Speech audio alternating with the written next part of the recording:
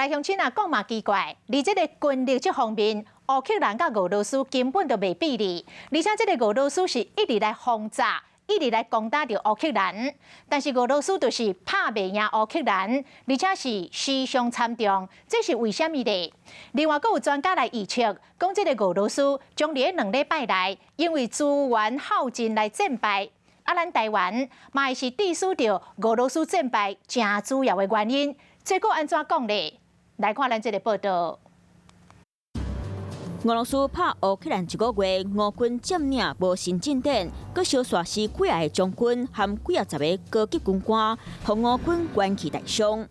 听路透社讲，一个伫咧莫斯科的外交官讲，俄军的战甲激烈咧，主要是败伫咧俄军的集权和阶级化，军官需要亲身到前线甲人相战。第二，俄军欠安全的通信设备，乌克兰军队会当甲俄军的手机信号查落来，判断俄军敌人因即马伫倒。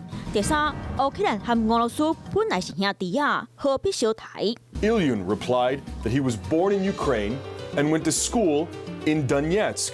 And then, according to the readout, the situation in Ukraine, he said, is tragic and I'm very depressed over it. 第四，面对逐工相战，俄军的心情拢真歹。根据英国《每日邮报》报道讲，有一个俄罗斯的军人看到家己的朋友换一个扣战士，贵人总起笑，尾仔就使战车教死家己的指挥官，内底伫咧相打，加上外患，严重影响俄军进攻。